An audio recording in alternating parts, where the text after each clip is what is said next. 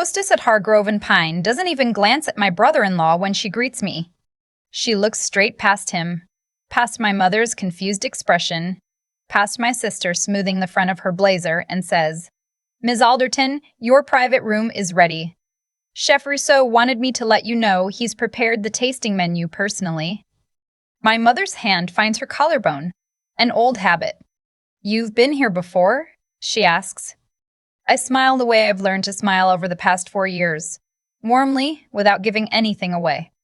Once or twice. That's not entirely accurate, but the full truth can wait. We follow the hostess through the main dining room, past tables of people who built things, companies, legacies, foundations, and ordered wine by the bottle without doing the mental math first. My sister Renee walks beside me in the heels she bought specifically for tonight. She mentioned them twice on the drive over. The brand name dropped into conversation like a calling card. My brother-in-law Keith has been doing the slow scan since we walked in, pricing everything from the light fixtures to the bread service. He's always had that habit, cataloging worth, usually mine. My mother reaches for my arm when we enter the private dining room. It's smaller than the main floor, but somehow more beautiful. A single long table dressed in ivory linen, a centerpiece of ranunculus and white garden roses, my grandmother's favorites, which I'd requested specifically. A hand-lettered card at my mother's setting reads, "Happy anniversary, Mom and Dad." The same on my father's. My father stops in the doorway, 42 years married, and he still reaches for her hand when he doesn't know what to say. "Cecily," he says quietly. Just my name. The way he said it since I was small. "Happy anniversary, Dad." We settle in. The sommelier appears before my brother-in-law can suggest we order wine by the glass. Keith leans toward Renee and says something behind his menu. She laughs softly, then angles toward me with the expression she's been wearing since I announced this dinner 3 weeks ago, somewhere between skepticism and something she hasn't named yet. "You really didn't have to do all this," she says. "We could have done Sunday dinner at the house. Mom would have been happy with that. I wanted to do something special. It's just..." She glances at the menu, and I watch her clock the price point. No numbers listed, which usually means the number doesn't matter to the people eating there. "This seems like a lot, Cecily. You're still getting the consulting thing off the ground, right?" I take a sip of water. "It's going well," I say. My standard answer, the one I've given so many times it's worn smooth. "I'm just saying." She sets the menu down. "Keith's firm has a great event space. We could have booked it for free. You didn't need to spend money you don't have trying to impress people." People. Her word for our parents. My father is studying the centerpiece. My mother is reading the hand-lettered card for the second time. Neither of them is listening, or they're pretending not to. I don't correct Renee. I've gotten very good at not correcting Renee. The truth is that I do have the money. I've had it for a while now. But explaining that would require explaining everything else, and this conversation, the table, the centerpiece, the sommelier filling our glasses with the burgundy I selected 3 days ago, is not the conversation I had in mind for tonight. 4 years ago, I left my job as a junior analyst at a mid-sized logistics company in Columbus and moved back to Chicago with $11,000 in savings and an idea I'd been sketching on legal pads for 2 years. My parents thought I was burned out. Renee thought I was having a quarter-life crisis. Keith said, at Christmas dinner, that entrepreneurship was a nice dream for people who could afford to fail. I moved into a small apartment in Pilsen, 3 blocks from a warehouse I was renting for next to nothing, and I built Alderton Supply Co. from a folding table and a laptop. We source and distribute specialty food products to boutique hotels, high-end restaurant groups, and corporate hospitality clients across 12 states. Last year, we moved $38 million in product. This year, we'll clear 50. I am 31 years old, and I have not mentioned any of this to my family. "The burgundy is wonderful," my mother says, and smiles at me across the table. I'm glad. Keith reaches for his glass. At these kinds of places, they upcharge the wine something ridiculous. You know you can get the same bottle at Benny's for $60, $70. You probably can, I agree pleasantly. The first course arrives. Sunchoke filet with truffle cream and a single pea shoot placed like a brushstroke. My mother makes a small sound of delight. My father tastes it slowly, the way he eats everything, deliberately, paying attention. Renee prods hers with a spoon. Is this a soup? Sanchoke balute, the server says. It's… Right, yes, it's fine. She sets her spoon down. Cecily, I actually wanted to talk to you about something. Keith's company has been expanding their vendor network, and they're looking for a few independent consultants. Nothing huge, but it's stable income. Benefits, eventually. Keith nods. I put in a word. It would be entry-level, but it's a foot in the door. I feel the familiar pressure behind my sternum. Not quite anger, something more complicated. The particular exhaustion of being handled by people who love you. I appreciate that, I say. I just worry, Renee continues, and her voice softens into the tone she uses when she's decided she's being kind. You've been at this for 4 years, and I never really hear about clients or projects or anything concrete. What do you actually do all day? The table is quiet for a moment. My father looks up from his soup. Renee. I'm not trying to be harsh, Dad. I just think she deserves honesty. You can't freelance forever, Cece. At some point you need health insurance and a 401k and… I have both, I say. Renee blinks. What? Health insurance and a retirement account. I've had them for 3 years. She looks at Keith. He looks at his soup. Well, she recovers quickly. She always does. That's good. I just think you should hear about Keith's offer before you dismiss it. I didn't dismiss it. You didn't say yes either. I take a breath. Outside the private dining room, the sound of the main restaurant drifts in. Low music, silverware, the comfortable noise of people who've made it somewhere they wanted to be. I excuse myself just before the second course. I need to check on something with the kitchen, I say. I'll be right back. The hallway outside our room bends toward the kitchen pass, and I stop to check a text from my operations manager. A shipment to a hotel group in Nashville has cleared customs 2 days early, which means we need to adjust 3 delivery schedules by morning. I forward it to my logistics coordinator and slip my phone back into my clutch. I'm about to turn back when I hear Renee's voice through the door. She can't afford this, Keith. I know she can't. Maybe she saved up. His voice is reasonable, which is almost worse. For what? To prove a point at Mom and Dad's anniversary dinner? That's not practical. That's ego. A pause. Then my father, low and quiet. She's always been generous. Let her be. Dad, generous is sending a nice card. This is… Renee lowers her voice slightly, but not enough. This is her trying to look like she has it together when she doesn't. I've seen her apartment. She has a futon, Dad. A futon, Keith confirms, as if this settles something. I stand very still in the hallway. The kitchen sounds wash past me. Someone calls an order. Plates slide. The world keeps moving. I've heard this before, or versions of it. But something about hearing it tonight, here, in the hallway of a restaurant where the head of purchasing for 3 of the city's largest hotel groups texts me on a first-name basis, something about it tonight feels different, less like a wound and more like a door. I walk back in with a smile. Kitchen sends their regards, I say, and sit down. The second course arrives. Seared diver scallop with cauliflower puree and a smear of saffron beurre blanc. My mother closes her eyes for a moment after her first bite. My father tells the server it's the best thing he's eaten this year. The server thanks him and says Chef Rousseau will be pleased to hear it. Renee eats. She doesn't comment on the cost this time. The conversation drifts. My father talks about a fishing trip he and his brother are planning for August. My mother asks if I've been sleeping enough. A question she's asked since I was 16. Keith mentions a renovation they're doing on their kitchen. I listen, and I eat, and I am aware of the slight hum underneath everything, the weight of the decision settling into place. During the third course, a woman in a tailored charcoal blazer stops at the entrance to our private room. She's in her 50s, silver hair pulled back, the kind of stillness that comes from 20 years of managing rooms. Ms. Alderton. She steps in just slightly. I'm so sorry to interrupt. I wanted to personally wish your parents a happy anniversary. When Margot mentioned the reservation, I should have connected it sooner. Her name is Patricia Voss. She is the regional director of food and beverage for the Lakeshore Collection, which owns 4 of Chicago's finest hotel restaurants, including this one. We've worked together for 2 years. She is not a woman who stops by tables casually. My family goes still.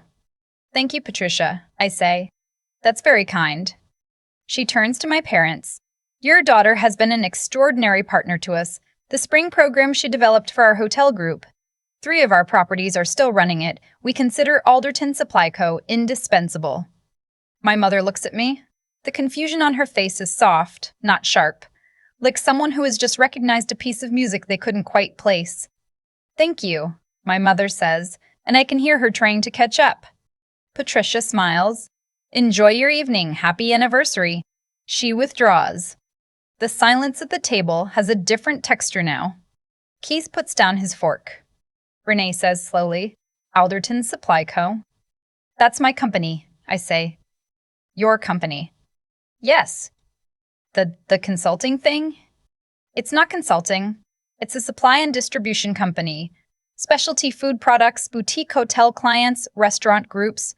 We operate in 12 states. My father sets his glass down with great care. Cecily. I was going to tell you tonight. I've been wanting to tell you for a while. How long? Renee asks.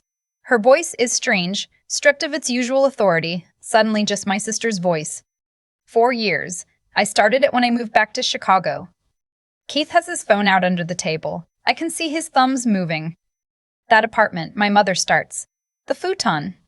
The apartment is 3 blocks from my warehouse. I kept it for practical reasons. It made sense for the first 2 years, and then I pause. And then I just didn't change it. I think I liked having a place where I was just a person.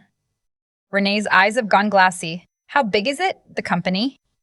Last year, we moved $38 million in product. This year, we'll be closer to 50. Keith's hand goes flat on the table. He stops scrolling. $50 million, he says. In product movement. My personal take is obviously different from revenue, but yes. My mother's hand finds her pearl earring, the ones my father gave her for their 30th anniversary. She turns them slowly between her fingers. Why didn't you tell us? She asks. Her voice is not accusatory. It's the truest question she's ever asked me. This is the part I've practiced least. I tried, once. I say, do you remember when I came home for Thanksgiving? This was maybe 18 months in, and I said I'd landed a contract with a regional hotel group, 12 properties. My mother nods slowly. Renee said, that sounds like catering, and Keith said hotel work was cyclical, and I should think about whether there was a long-term future in it. Renee closes her eyes briefly. I'm not saying that to make you feel bad. I'm saying that was the moment I decided it would be easier to just not explain. Because the explanation required me to defend something that didn't need defending, and I was tired of defending myself before I'd even started. My father's jaw tightens, then releases. He looks at Renee, then at Keith, then at me. We did that, he says simply. I did some of it too, I say. I could have pushed harder. I could have made you understand. But the truth is, I also liked the privacy of it. I'd watched what happened with my college boyfriend when people decided they knew what I was worth, and I didn't want that with my own family. Wait, boyfriend, my mother asks. It doesn't matter. The point is, I spent 3 years protecting myself from a version of you that might not even exist. I assumed you'd either dismiss it or I'd become someone you treated differently, and instead of testing that assumption, I just kept quiet. The room holds us all for a moment. It's my father who speaks first. What do you need from us now? I wasn't expecting that. I had prepared for defensiveness, for Renee's pivot to justification, for Keith's numbers.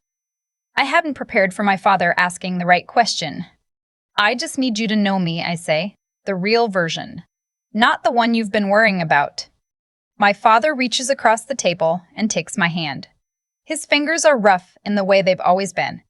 Contractor's hands, the ones that built our back deck when I was 9, and fixed my car in college at midnight in a gas station parking lot. The same hands. I'm proud of you, he says. I want you to know I'm proud of you, even though I didn't know the specifics. I was always proud of you. Renee makes a sound I can't quite name. She presses her fingers to her mouth for a moment. The futon comment, she says. I said that. You didn't know. I said it to hurt you. She looks at me directly. Which costs her something, I can see it. I think I've always found ways to keep you a little smaller than me. I don't know when I started doing that. I don't have a good reason for it. I look at my sister. 35 years old, brilliant in her own right, someone who worked harder than most people I know to get where she is. You weren't trying to hurt me, I say, and I mean it mostly. You were trying to manage me. That's different. Is it? A little bit.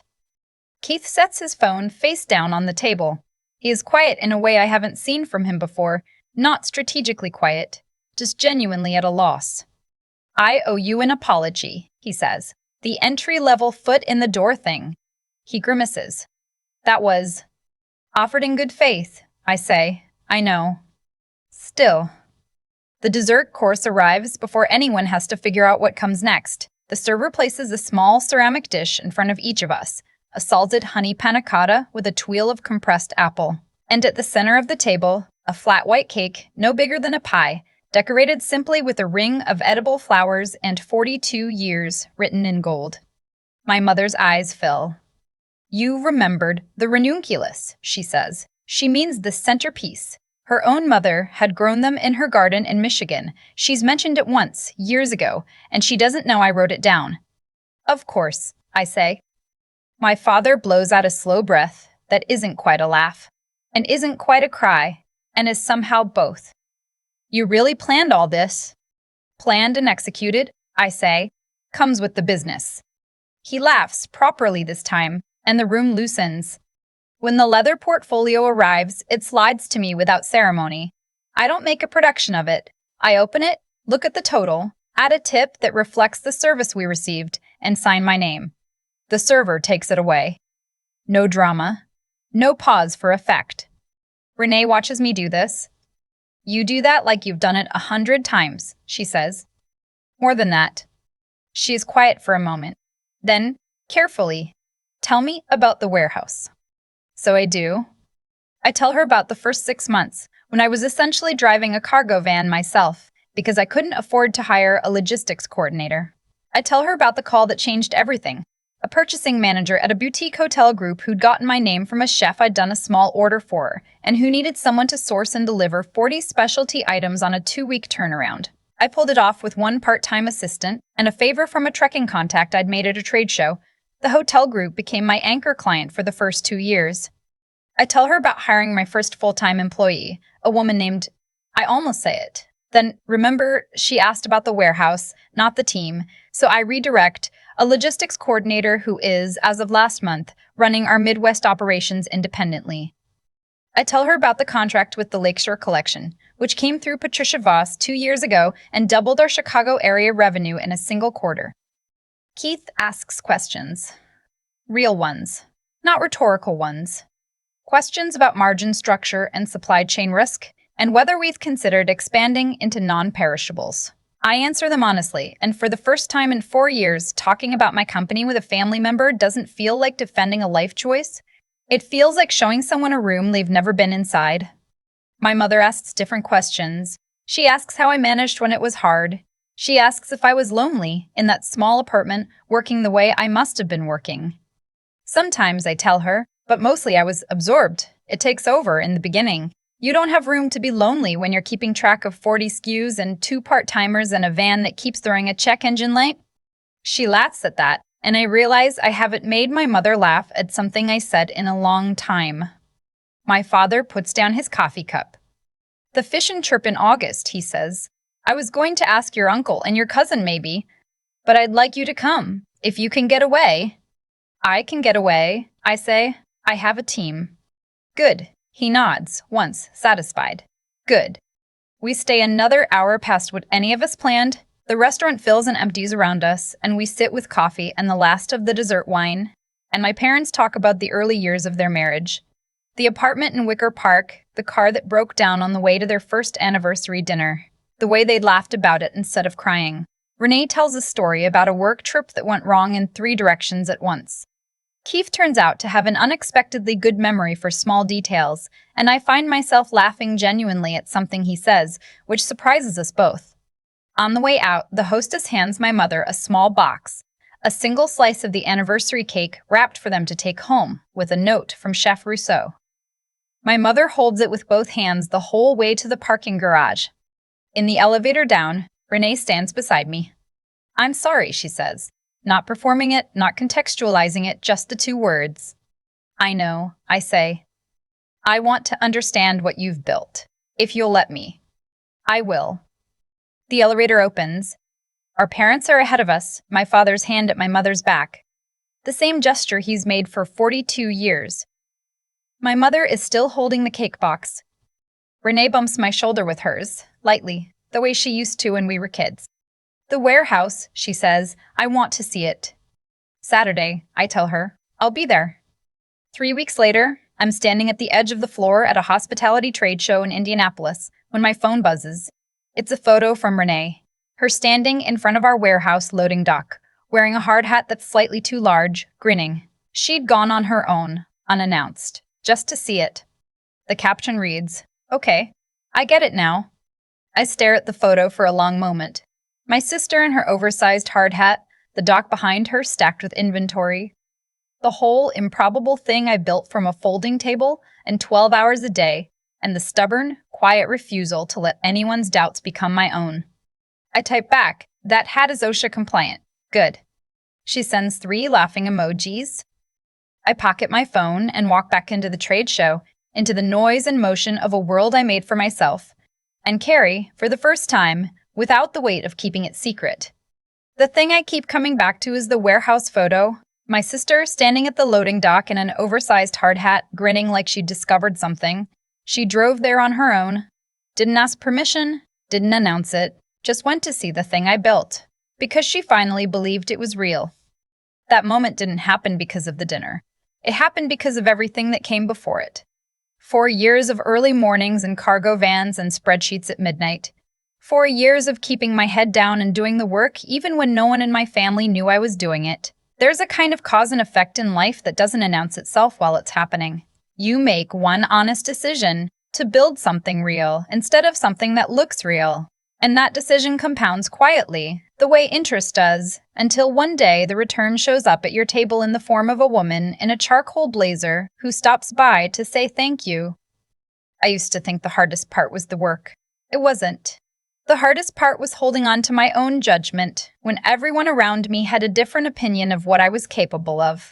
My sister thought she was helping when she offered me an entry-level position at her husband's firm. She genuinely did. But there's a particular kind of challenge that comes from being loved by people who have already decided what you are, and choosing, quietly, not to accept their version. That's not arrogance. That's just the basic act of knowing your own mind well enough to trust it. I didn't do it perfectly. I held the secret too long, and in doing so, I let the distance grow into something harder than it needed to be. Honesty isn't just about telling the truth when it helps you. It's about trusting the people you love with the real shape of your life, even before the outcome is certain. I learned that late, and it cost me some years with my family that I can't get back. What I have now is better than what I had before, but I want to be honest about that gap too. What I know is this. The version of me who built that company was not smarter or luckier than the version of me my family worried about. She was just more willing to stay in the room with uncertainty and keep working anyway. That's available to everyone. It doesn't require a particular talent. It requires deciding, over and over, on the days when nothing is going right and no one knows your name yet, that the work is worth continuing, and then continuing. My dad asked what I needed from them now. I said I needed them to know me, the real version. I've thought about that answer a lot since. I think what I was really asking for was simpler than I made it sound. I just wanted to stop performing smallness for people I love. I wanted to walk into a room as myself, fully, without editing. That Saturday, my sister stood in my warehouse with a hard hat 3 sizes too big and finally saw what I'd been building all along. And I realized that being seen, really seen, was worth every quiet year it took to get there.